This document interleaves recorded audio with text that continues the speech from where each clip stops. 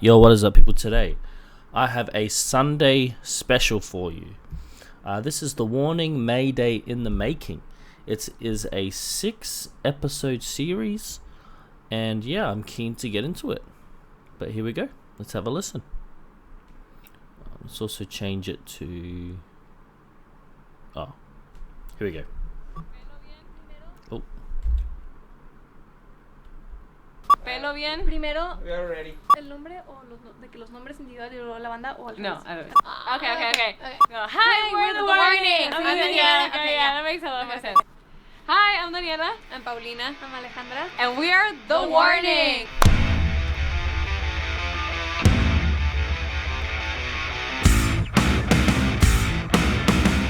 This third album, I can honestly say with a lot of confidence, is that it's the best thing that we've ever done. The new album, how to describe it? It's the Warning on steroids.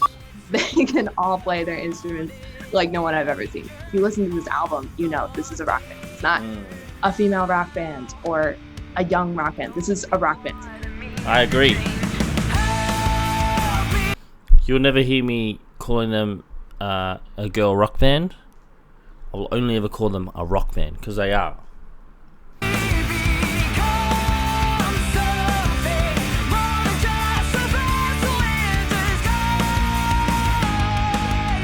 And then they brought the demos. I was like, you guys are kidding me. It's like, do you ever write a bad song? It's at another level. The Warning at another level.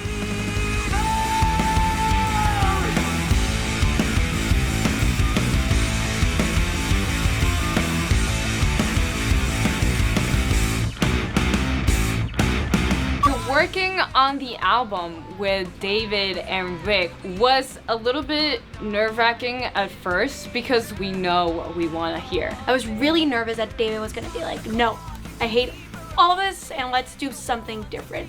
Like, we were prepared to fight over our songs. We literally told them, like, we are super picky. Picky.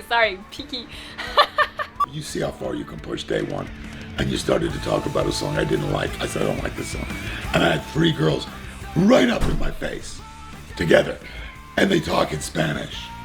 It's somewhere between like the buddy system and gang mentality, in my opinion.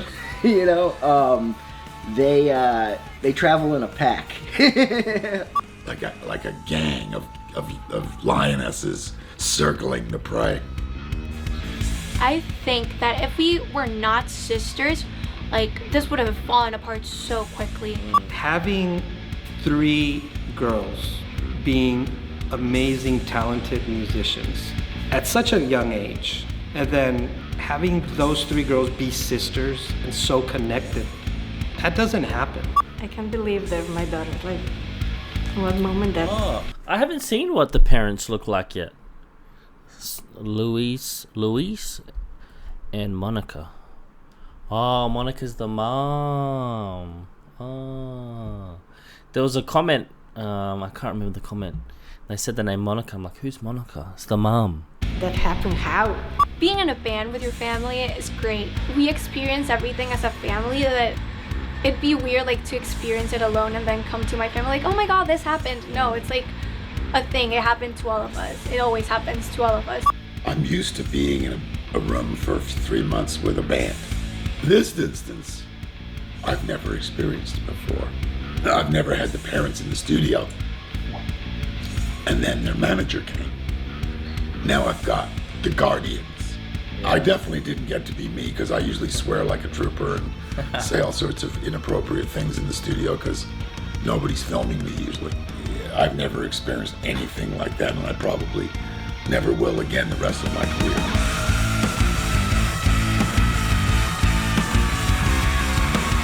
You know, they're going to get where they want to go. They strike me as workaholics, and they're on a mission. I mean, this is their dream, this is their destiny, and they're going to do it. Their best work yet. And that's not just because they're our daughters. That's an amazing. Oh my god, this is crazy. Wait, the mom, Monica, she sounds exactly like Danny when she talks. Do it. Their best work yet. And that's not just because they're our daughters. It's Wow. an amazing feeling. A big accomplishment for them. I mean, they've been through David Bendeth boot camp.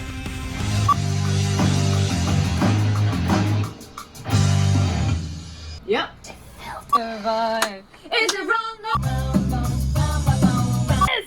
I have never been so on time.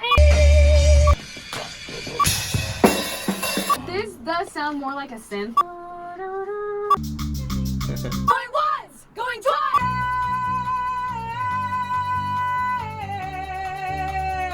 Die for me. Wow. What a performance. Beautiful, beautiful. What a voice. What a special voice you have. I hold a certain standard to the records I make. Of course, they've almost earned a rite of passage in the sense that they've played on their record everything. This is crazy. Like David Bendeth, who's, you know, world class. Like for him to be saying this about The Warning is crazy. Yeah, big shout out. That's all them, you know. They did it, they played it, they killed it. When we started working with David, we just took it to like a whole new level. And we're so happy with the result. And I'm just super, super excited for it to be public and for people to listen to it and hear what people have got to say. Because I am so proud of what we did. So proud. Nice. Hello, I am episode 2, Paulina how it all Villarreal. began. I am 18 years old. I am the drummer for the band The Warning. My name is Alejandra Villarreal. I'm from Monterrey, Mexico, and I'm the bass player for the band The Warning. I'm Daniela Villarreal. I am the guitar player and lead singer of The Warning. So The Warning came to be in a very early stage of our lives. We started Wow. playing classical piano at a very young age. I think I was 6 and Pau was around 4. It was a family environment of music. We started playing the piano when we were very young. We started with like classical music. And then we bought this video game, Rock Band. The Rock Band. The Rock Band. Rock band.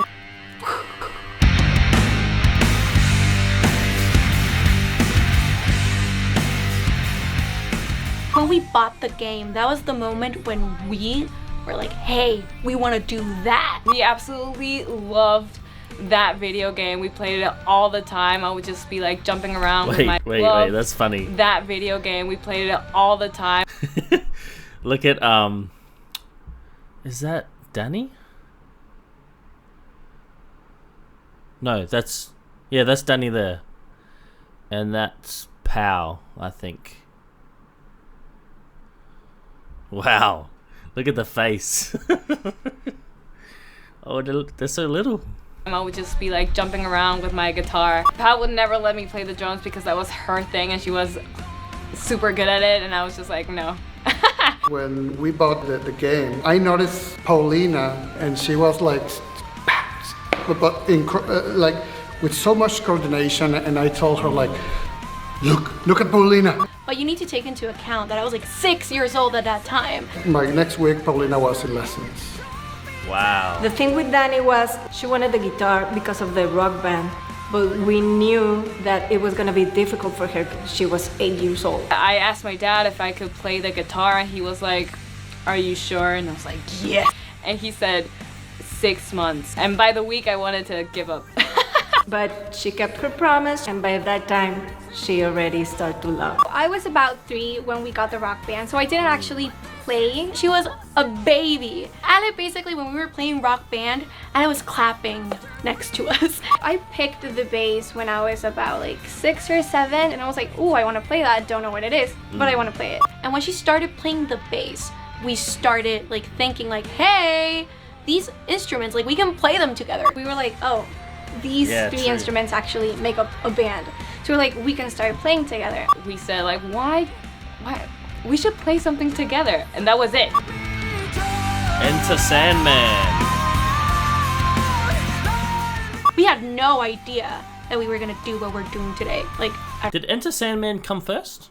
Or was it another one? all. For us, the decision to upload videos on YouTube was just like, we're gonna send it to our grandparents, the file's too big, let's upload it on YouTube and send them the link. But suddenly they started getting a lot of attention. All of a sudden, it exploded. Our parents really reminded us that like this was for the music and we could use that to start writing our own music. I think that was something that caused such a huge change in us from just... Yeah, I have to say, big shout out to the parents. The fact that, so that video went viral and the parents basically, grounded them in their values. So this is a big thing to the parents for their success. They told them that, hey, you're getting a lot of attention, but remember, this is for the music. You're doing this for the music. And yeah, I think it's powerful. It's like, let's play for fun to like, whoa, we're a band now. Not everything comes without its sacrifices. It was tons and tons of practice. Suddenly, you're not just a normal little teenager who goes to school, does her homework. You're playing shows, you're playing in festivals, and you're playing in front of a lot of people. Something that maybe like a lot of people my age take for granted, like going to parties, going to school, even like people who like, oh my god, I need to wake up at like 6 a.m. and go to school every day, was something that like we couldn't do. And I appreciate the support of my parents and all that they had to go through to get us to this point, because for them, it was just as hard. As a parent, you never know which one is the right path. We wanted to support them. Like any parent, just try to give them what makes them happy. We usually compare it, what we're doing and what is happening and what could have happened. But as we started playing more shows and as more people started to show up, especially like at an international level, it was like, that's where it really settled in. Like, whoa, like this is for real. We are so grateful that we have the opportunity to be playing these shows, working this way, writing music. Like all these opportunities don't happen to a lot of people. Thanks to all of that and all the sacrifice that we put through as a team. And not only us, but our parents and our management, everyone is just so incredible. And I'm very grateful, not only that we did it, but that we were able to overcome it. Ooh, okay. If we weren't in a band, if we weren't in music in general, because we always get out of that question like, oh, it would be a song right now. That's a good question. Like, what would you do out of music? Honestly, I think I would be a teacher. A teacher? A teacher. No, you would be such a good boss. You'd be a oh, good, thanks. Yeah. She would be a good teacher. I would like to write. Yeah, I'd be a good writer. You would be a writer. I would have to do something creatively. I couldn't. Yeah, no, like a job office. I honestly have no idea. I think you would be a good model. Sure. Yeah. Not really good at posing, but you know, you'd be a good model. I could work on that. You got the height, you got the face. For me, I'd probably be like a lawyer or something. I don't know. I always think that's fun when I watch it on movies. Next episode, the process. Describe each other. Okay, let's do Pal first. Creative. Outspoken. She's a spark. She can also be a bit loud. It's the life of the party. Energetic. A great drummer, great singer. She really drives what's happening. She goes completely on passion. Pal is such a fan of music. Drummer, singer, writer, composer. Alpha, right in your face. But she's so lovable. I'm gonna take everything as a compliment. Yeah. You. How would I describe myself though? LA is so humble and so talented. She's technically incredible. She can hang with the best of them. Very bold. She's observant and very persistent. You are scary at times, but that is very useful. Yo, Allie with the eye rolls. She's the most reserved, but to be honest, she may be the most animated. You, Danny, you're very organized. Older sister, protector. The same as she asks of herself, which is a lot, she asks of the team. Disciplined, persistent. She's a sweetheart. She's honestly super nice. Like, I don't know how she does it. She's the heart. Very, very passionate. She's a boss. Danny is a powerhouse front woman. I mean, she's up there with the top voices of female rockers. I agree. Light in the darkness. Oh my god, thank you guys. See? So nice. And I'm scary.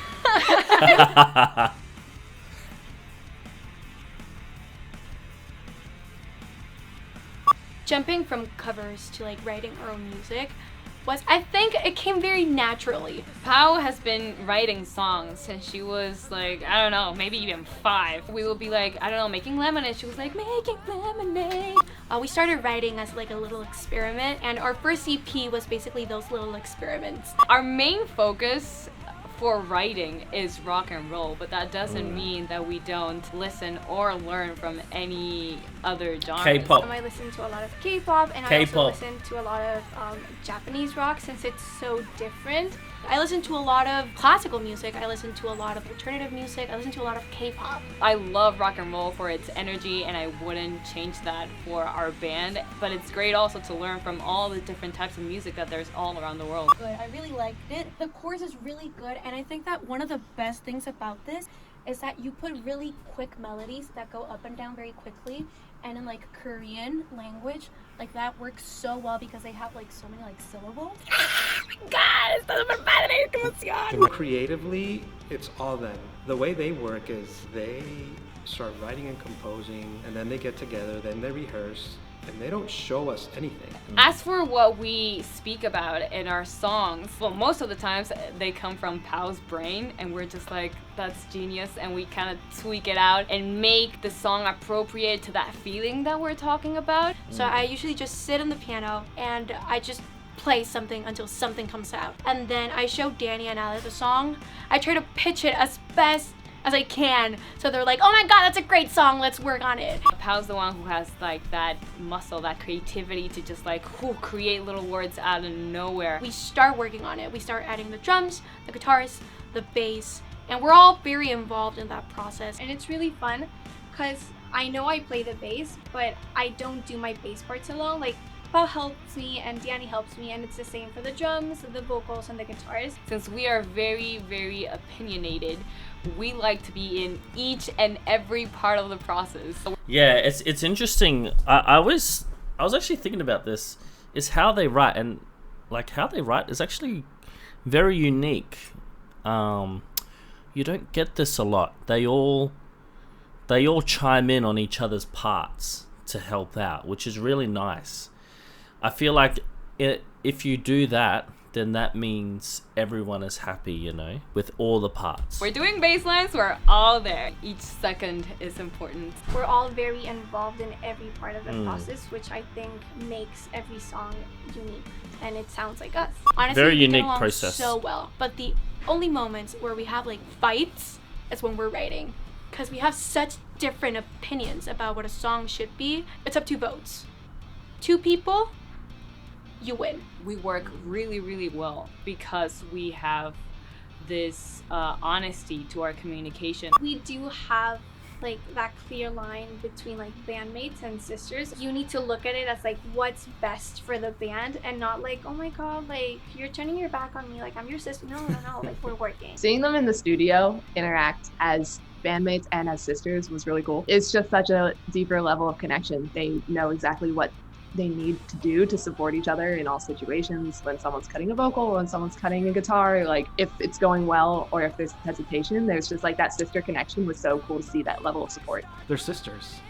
I don't know how else to put it. It's like obvious that they're sisters, that they have each other's back, they finish each other's sentences, or they say the same thing at the same time. When you're in a band, it's like you can break up. If this band were to disband, like they're still gonna be sisters, and no matter how heated or how big of a deal any of this is to any of us, I don't think it's more important than their family to them. I'm so glad that we started writing our own music, because there's like nothing that I love more. That's what we like doing the most, inspiring people with our own music. And I have found out that my comfort zone is writing from the heart. It's literally, if I'm feeling a very strong emotion, the song comes out. Technology played Episode a huge 4. part in our band. We became known because of a YouTube video. Social media is such a big part for us as a band, and without social media, we wouldn't have reached all those people who listen to our music right now. I honestly don't know how they do what they do, but I know that the numbers don't lie. When it comes to going viral at the age that they did, they've had a head start building this social media and online presence that people would pay millions to obtain. That's an amazing thing to see. That's I mean, true. to have this type of fan dedication and loyalty this early is, it's really. And what is really nice about the whole viral thing is they weren't trying to be viral. They just wanted to, make music and show their family, like show their grandparents.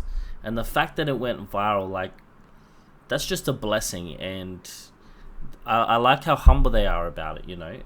They didn't try and get, how people try and be viral. They were just trying to, show their family, and it's really nice. That kind of video, these kinds of videos is what deserves to go viral. You know what I'm saying? Impressive, and it speaks to the fact that their music really touches people. When you start out in music, the first thing that you think about is not really like, how am I going to manage my social media? It's the last thing that you're thinking of. When I first met them, they had already gone viral because they were uploading videos of them doing covers and practicing music so that their grandparents could see it. When the attention came in, it was like pretty shocking. What we did as a team was land it with a proper strategy and a vision. We all talk about what we're doing in social media every day. It is like a lot to do, but honestly, like, it helps us a lot. Thank you, patrons. Shout out to all of you. You are awesome. This community and friendships have been, forged all over the world. We're always thinking of new ways to create new content for them. And even if it just was like one person, it means something to them. That's an incredible feeling. I think that they just feel like more responsibility to their audience, to their fans. They're constantly evolving and working more for them. It can kind of be intimidating as our fan base grows. It's very hard not to think about what other people might think. To think like, I kind of need to be perfect. I mean, being a woman in rock is a whole thing. We have gone through a lot of different experiences, mostly on stage, where we would get these looks like, what are these little girls gonna do? Like, our treatment was sometimes very, very different. Like, the staff would treat you different, the bands would treat you different. I remember going at festivals when I was like 11. People would look at us like, oh, what are they gonna do here? Suddenly we started playing and everyone was just like shocked by what we did, and I was like, yeah. People really don't expect a lot out of you because they're not used to seeing women on these stages. It is very nerve-wracking to go out in front of everyone and be that vulnerable. You see, like, this is me, this is what I do. Do you like it? It's not easy for them being young, being female in a rock genre, and I think they're going to bring change to that. The most important thing in what we do is to just stay true to ourselves. I'm really proud that this is a group of girls. I think there's so much talented female musicians out there, but historically they've been underrepresented in rock and roll. I don't really know what the reason is, but if I can be a part of helping to bring... Well, we do know the reason. We do know the reason. And the reason isn't very nice. That's all I'll have to say. That energy to the forefront, then that's what I want to do. In such a male-dominated field, to see not only three women but three sisters playing rock music, it was awesome. Also, being a father of two daughters, it was inspiring to see that too. It's something I wanted them to see. We step up our game just to prove we belong here. Rock and roll and music in general is for everyone to enjoy. It doesn't matter who's playing the music. If you like it and if it's good and if you think it's good, that's what matters. They are the future of rock and roll. Playing rock and roll, like, there's no energy equal to that. To see like all these people that are from all around the world, some of them are older, some of them are younger, how they all just connect like through the power of music. And it's so fun to see people having fun with you. It's just like a big party. When young girls reach out to us, it's the most satisfying feeling ever. You can feel it. When people tell you what your music means to them, it's such an indescribable feeling. Like when someone comes up to you in the meet and greet and they're like, I started playing the drums because of you. Oh my God, like you feel like crying. It shows that anyone can do what we're doing. It's easy for people to blow up on the internet and kind of not act like it's a thing, but these girls, they dedicate time every day to try and make sure that someone in their fan group or their whole fan group has an experience. There's so many people that follow us and listen to our music. If I am just able to keep doing what I'm doing right now, and keep touching like people's hearts this way, I'm happy. I really, really love what I do, and I'm very grateful that all of you have given me the chance to prove it and to be it and to share it with you. That's nice, and I know that I'm quite a bit late on the bandwagon, but I'm really enjoying this. All right, episode 5, goals and moving forward. Worked with people outside of like our trusted group. My first actual personal interaction was when I met them. They were playing 2 sold-out nights at Mercury Lounge, and I came the first night and checked it out and was so blown away. I came back the second night with Jason Flom. Devin O'Connor, our senior A&R person at Lava, she invited me to go to a show at the Mercury Lounge. And I think it was a cold winter's night. And I've been to the Mercury Lounge too many times in my life, but I went and my head exploded. Going from being an independent band to a signed band is a very big change. Because we have been independent since we started and we had been doing really well. For years, we've always kind of seen where the band is going independently. We started seeing this growth, and we would ask ourselves, it's like, how far can we take it ourselves? And then when is it time to start searching for partners? We just didn't want to sign with someone who would take control over our music. When Lava approached, it was just like an amazing opportunity for us. The Warning had great touring numbers, great Spotify numbers, great social media interaction. Their fans are diehard. But first and foremost, the most important part is the music, and the music blew me away. At Lava, we like to sign great artists. It's really a simple criteria. When we were approached by Lava, we dove in and definitely found very clear pattern. It was the same sound and look before Jason got him than after. When they actually reached out to us, we couldn't believe it. And me being an amazing, like a big Paramore fan, I was just like, wow, Jason Blum discovered, oh wow. But when we started talking with Lava, we clicked. We were on the same page. I knew that this was the step that we had to take, that we would be able to be on another level now. It took a long time. We were negotiating for 7 months. But we finally did it. Signing with Lava was like a game changer for us. Complete game changer. When we signed, it was it was just such a big relief. And now with... They're very lucky that they had a strong team around them to negotiate, because signing with a label can make or break your whole life. So very lucky that they had a really good, strong team. Specifically Rudy, maybe the parents as well, but yeah. Fantastic. The whole Lava team behind us, I feel super powerful. Honestly, I am so grateful. We're this super strong team. Being the first rock band in Latin American history to sign with a US major record label definitely has to be my proudest moment, and every grain of sand that I contributed to that is something that I'll cherish forever. That's one for the books. Ever since we signed, we've gotten like so many opportunities. Like we got to record our 3rd album during a pandemic. With the power of a record label, we can make songs for different artists. We can get our songs in movies or anything. Like the possibilities are endless. Our earliest goals for the band, like we're gonna learn this song and we're gonna rock it. We're gonna be on time. I mean, those are still goals. But as we grew, like up until now, our goals have changed drastically. I would just really love to play all over the world and like have my music reach out. Come to Australia, please.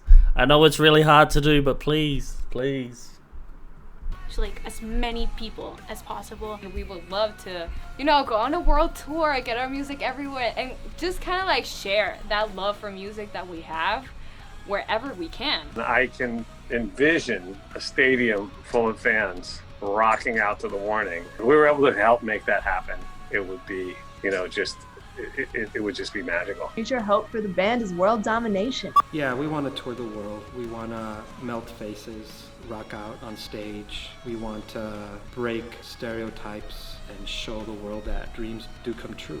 My goal for them is that they become the biggest band in the world. It sounds crazy, but it's actually possible. It's going to take a ton of hard work, and it's also going to take some lucky breaks. At the end of the day, I think that is within the realm of possibility.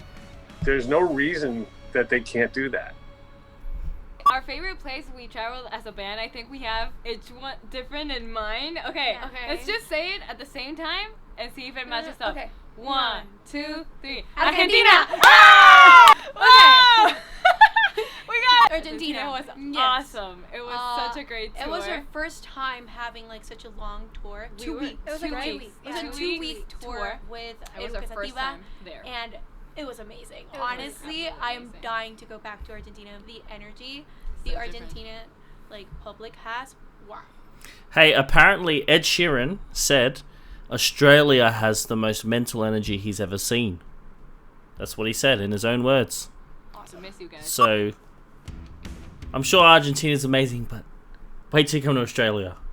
Anyway, this is the last episode, the EP. Thank you guys for COVID. watching with me. Once we signed with Lava, we didn't want to lose any time. The band was about to go on a tour, and then COVID hit, so everything that they were working on got canceled. And so they shifted the target immediately to, okay, we're going to make the record now. And David Bendeth was a name that crossed between options that they brought to the table and options that we had seen. Really quickly, it became, okay, let's get him on a Zoom. We had a Zoom call with him. Like there was just like a connection. We shared the same vision. We were actually very, very excited, very nervous as well because we knew it was going to be like tough. Teenagers are different than any other band. You know, they're very pliable. We were really nervous. Pliable. Looking back on that call, David was also nervous. Like we see it, and I was like, "Why were you nervous? Like we were shaking. You are David Bendeth."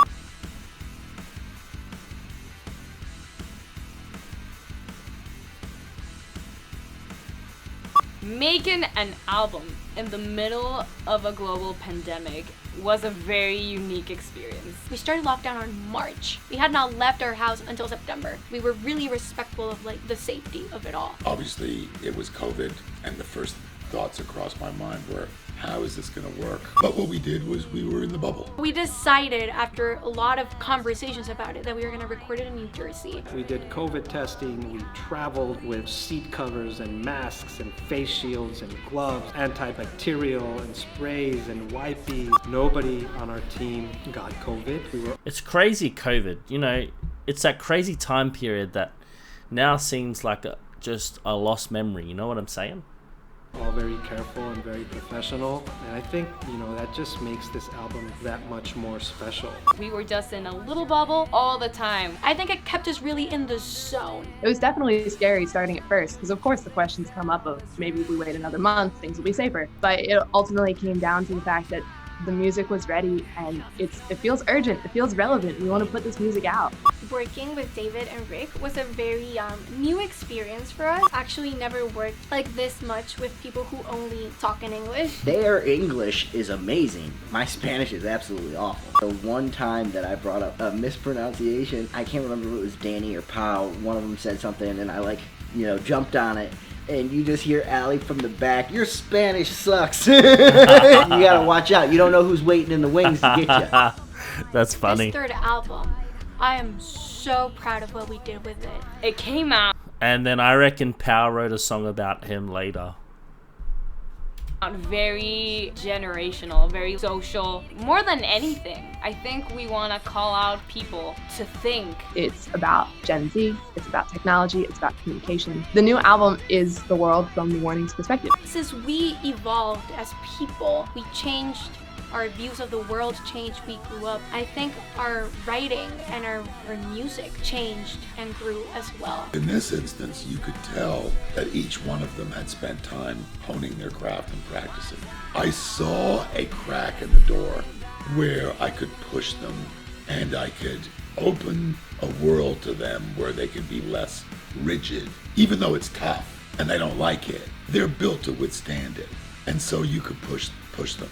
And so I did. It was great to see how our different opinions meshed and became this great album. We really stepped out of our little box of songwriting. And I'm not going to lie to you, there was moments when it was extremely tense. I think so. Just from what I'm hearing, like David Bendeth, his idea of pushing wouldn't be to change their ideas. It would just, the ideas would be, how can we get a bigger sound, like for example, when I watched Danny's rundown of her stage thing, she talked about all these pedals and effects that she had, and I personally think a lot of those sounds came from this studio session where David pushed them and said, you can still play your parts, but you can actually make it sound bigger, you know? So yeah, that's where I think those influences came from. It was sometimes like, David, like that's not how it is right now. And David was like, well, this is how it should be. And we're like, yeah. we had a lot of conversations about how to meet a healthy middle. I guess the best way to say it's how you come back from that determines how much you've grown. Working with them I was agree. incredible, and we all got to learn so much from the process. I feel super confident about the next steps I'm taking as a musician because like recording in a studio is tough. It's tough. There's time, there's money, you know, there's opinions, but everyone is on the same, like has the same goal. So it's always nice at the end, you know. super confident about the next steps I'm taking as a musician because I got to learn from the pros. All the work with David Bender, it was a blessing. It was amazing. I already missed them. We were with them for like so long. It was an amazing experience. I hope that this record goes platinum and we all have plaques on our walls. You know, as far as for the band, I wish them all the success in the world. We know that we have much to learn every single day. There's always something more. My dreams and goals for them is for them to grow as players, to keep writing songs. But my biggest goal for them would be to stay in touch with who they are and never lose that. Our love for what we do is so real and it's so big. Like, why have we worked so hard for so long to just stop here? Satanir, día exitoso. Yay! Un día exitoso! Nice. Thank you guys for watching that with me. I hope you enjoyed that. I really appreciate those that are members on my channel, but I also want to thank everyone else who comments. I see you and I thank you. Thank you so much for your comments or your support or your suggestions or your ideas or your corrections too, correcting me. I really appreciate it. If you have any more suggestions, please let me know. And yeah, I hope you have a lovely weekend. But yeah, I'll see you next week with more videos. But thank you for watching and peace.